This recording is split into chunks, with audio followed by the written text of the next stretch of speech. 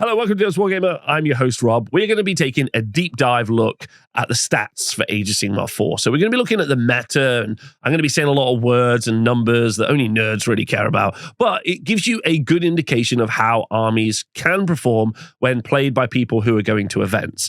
There is so much information that is buried inside stats, which, as someone who's literally done this for years and years and years, still, it doesn't tell all of the story. So I'm going to try, when we look at the stats in a moment, to give you as much context as possible. But even though sometimes that context is based on my personal experience, sometimes, I know it's crazy to say it, but sometimes even I'm a little bit wrong. So I'm going to be trying giving you my best guess at what we're looking at and giving you these will be the actual numbers, but the reasons behind it, I'll be talking about what I think. But if you've got different opinions, put them in the comments below. I'd love to hear about them. I'd love to hear what you think about these different things and also how you feel about these armies. And don't forget, and I will say this a lot, even if your army isn't doing well or it's not considered to be doing well, guess what? Still people will win with them, which is why we cover those on the stats show. All right, so the first result we're going to look at is we're going to just be looking at the win rates. So important thing to know is this is since the Battle Scroll update. So you can see up here, so all of these are done by Warhammer Rob, different Rob to me, much better Rob. And we, on the Honest Wargamer, have always tracked from different points of Battle Scroll launches. So when AOS 4 came out, that was AOS 4. And then when we got the Battle Scroll update, that was AOS 4.1. And then we'll have 4.2, 4.3, 4.4 as time goes on. That gives us some indication because that's effectively a balance pass, and that's when things should change or should move around. Anyway, Nighthaunt, though, as you can see, have still got a gross win rate. So red, anything above 55% is a problem. Anything below 45%, which would be yellow here, is bad. It's also a problem, but it's a problem on the other side of the fence. Okay? Right, so straight at the top, you can see Nighthaunt and Disciples of Tzeentch have got a gross win rate. Nighthaunt at 60%, Disciples of Tzeentch at 58%. Why? Is a great question. Well, both of them do something really well, which is score points, which is how you win the game. Nighthaunt have a lot of bodies on the board, which is great for objective control. And also they have a lot of movement and ability to go into places your opponent can't be, which is good for battle tactics. They're also very killy and they're also very survivable, right? Which is very good. So they're just very effective. Lots of unrendable saves that if your opponent just swings badly at once. Imagine when you go into a normal unit, let's say you've got like a big model like Kragnos, and you roll a bunch of dice and you don't hit very well, wound very well, but you've got good rend, so they probably won't get a save, and then you do some good damage. Well, that same situation means that Nighthaunt do have a good save. Or if they just spike really well on their saves, they just win the combat. And because normally the interactions that you get in Age of Sigmar are 0-1, I try to attack you and I do kill you. It's not normally a grinding session over several turns. Instead, it's normally complete impact, which is why we see Varangard and Chosen. Anyway, Disciples of Tzeentch are also super effective with multiple different builds. But again, because of their ability to use Kairos to score battle tactics, they're able to score a lot of points, put a lot of points on the board. Horrors, definitely more popular now, definitely able to score more tactics with them. And that's what you're seeing. We're going to talk about the midsection in a moment, but we're going to jump straight down to the bottom. Iron Jaws of 44% is actually very close to being, quote unquote acceptable. I've just done the stat show and we have seen someone just go 5-0 with them. Soulblight Gravelords down here as well. We have just seen someone go 5-0 with them at 44%, literally moments ago. And Maggotkin of Nurgle, I just saw someone go 5-0 with them. It's quite funny. The three armies that are just below 45%, I've just seen someone go 5-0 with. A good context for those three armies would be Stormcast Eternals. Stormcast Eternals at 51% have got the most 5-0s out of any other army in Age of Sigmar. Why, Rob, are they then sat at a 51% win rate? Because loads of people have played them, and loads of people play them at different skill levels. And normally, skill level is kind of like a pyramid, right? Where there's a lot more people who don't necessarily have high skill expression at the bottom than the skill expression at the top. Therefore, the more people who play, you're more likely to have less people with high skill expression. People who are just like having fun, going to events and just enjoying themselves, which is an incredibly valid way to play Age of Sigmar and Warhammer generally. That's super okay to be that person. Just be like, I just play my stuff, Rob, and I have a great time. Cool. You bring that win rate down, and that's why it's at 51%. But they are one of the most effective armies in the game. Long strike, oh no, they are the most effective, most 5-0s in the game since 4.1 as an update. When we get into some of the other armies, like Sanesh, got an update in the latest battle scroll, but that hasn't helped them pump up past 42%. But I have seen lists in the kind of 4-1, 5-0 section sometimes, but much harder to do it with. Fire Slayers, Sons of Behemoth, and Ogre Moor Tribes. Ogre Moor Tribes is a real story of a knee-jerk overreaction to about a single week's worth of results. Games Workshop are really poor at their balance passes. They got a single week of results where Ogres are doing a little bit too good in 1 week, and they gave them an aggressive balance patch like 8 weeks later where they were not popular and not doing well, and then they slammed them into the bottom of the game, and that's pretty rough. Sons of Behemoth are down there as they should be, and then Fire Slayers, I think also in a little bit of a problem because we're in a fighting meta. And as we know, many of the we're kind of in a shooting meta, right? We're in a shooting meta because of the rules of the game, but a fighting meta because Varangard and Chosen and you know, like Nighthaunt as an example, like stuff that goes out there and does some pretty good battling. And then Fire Slayers are just bad at all of them and not as quick as everyone else. So like they have a fundamental core problem with their war scrolls. So that needs to be kind of like defeated. If we look in the midsection, Bone Reapers, very effective. And actually their win rate, like I would probably say that they also need a little bit of a look at if you're looking at a balance patch. Because they really do. The Idle Deepkin is a really interesting one. They're up there now with Lumineth Realm Lords. LRL still, I would say, incredibly effective, but Deepkin have become kind of the in vogue elf of the moment. And definitely very, very popular with multiple 4-1s at the moment. They do seem to hit like a bit of a ceiling or a surface, if you will, that they seem to struggle to push past. But more Sargard helping them up. Rock Guts and Gloomspike Gits, 51%. They're going to be a very popular army, and therefore Rock Guts definitely still really, really effective and can do well, but are not as strong as they were at the beginning of the game. Stormcast Eternals, like I've talked about those already, they are one of the most effective armies in the game. Sylvaneth at 50%, bang on average. That's super okay. A lot of context for Sylvaneth, but I would say that they are a really fair army where sometimes their dice don't go well, and they're in a really good spot. They're a really healthy army that are really hard to play, but nice updates that they got. Cities of Sigmar at 50% is actually pretty surprising. Their meta representation is low, but when people do play with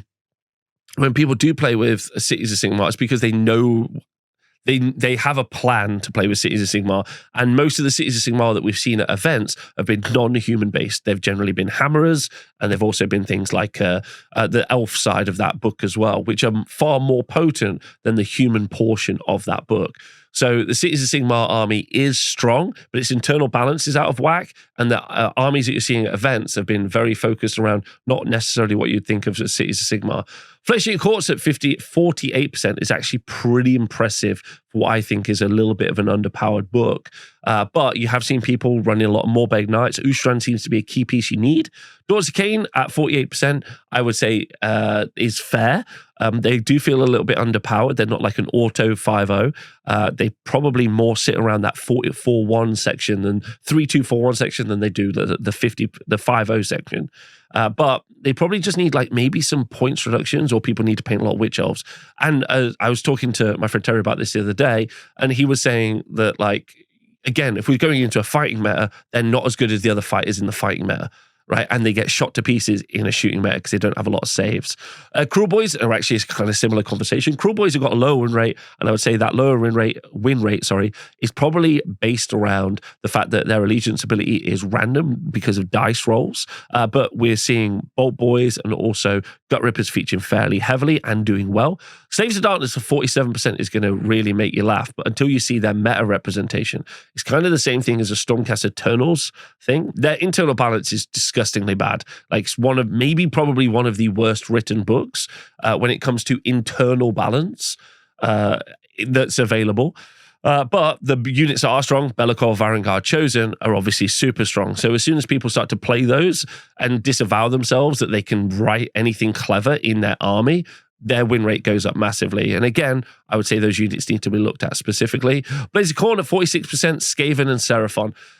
So these are all fine. They've all got their own individually good builds. Skaven specifically built around having lots of clan rats and having lots of the rattling guns. they're in the 4150 section when they go that way. When they start doing other stuff, it doesn't generally tend to work. Blades of Khorne have got a lot of combat that they can bring to the table, but it's a really hard army to play. And then Seraphon, similarly, I think their Slann is probably too fragile. So one of the core ways that they work is they struggle to keep their recursion going, a bit like Glitz with the Loon Shrine. And they don't necessarily have power pieces. They do have Kroxigor and Agrodons, but they're not as good as other power pieces like Varangard and Chosen. So they lack that output as well. So that's a kind of like a snapshot idea of what we're seeing for some of these armies. But if you've got any thoughts about why your army is doing well or not well, please do let me know in the comments below. Now, this is a stat that is an honest Wargamer only stat, the positive win rate potential. So this is a stat which helps you understand how good an army is based on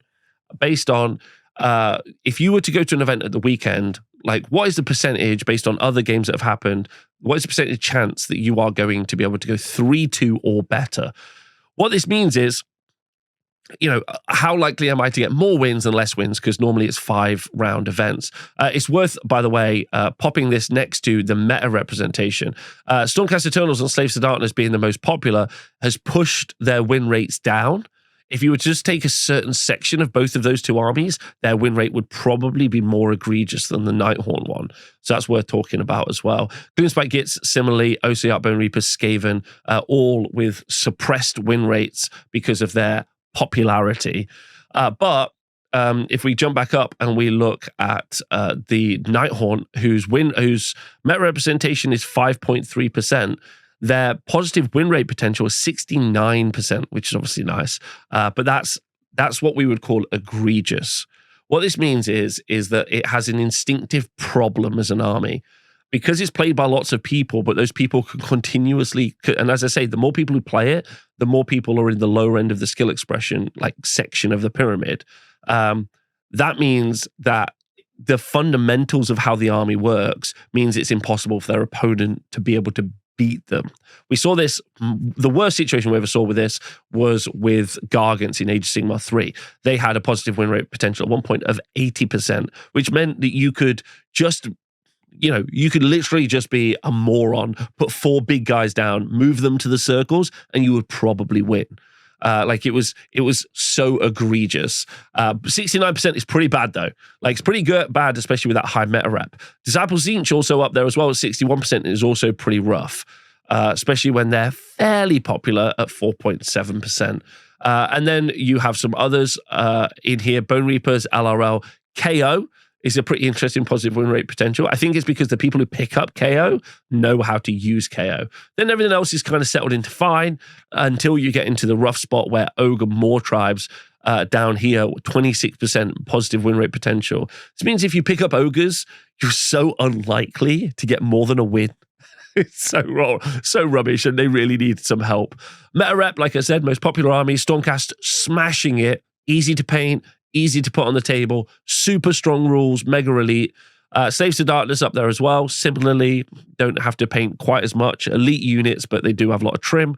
Gloomspite Gitz, super popular because of how they look and what they are. Bone Reapers, elite army to paint. Skaven just came out. Stormcast just came out as well.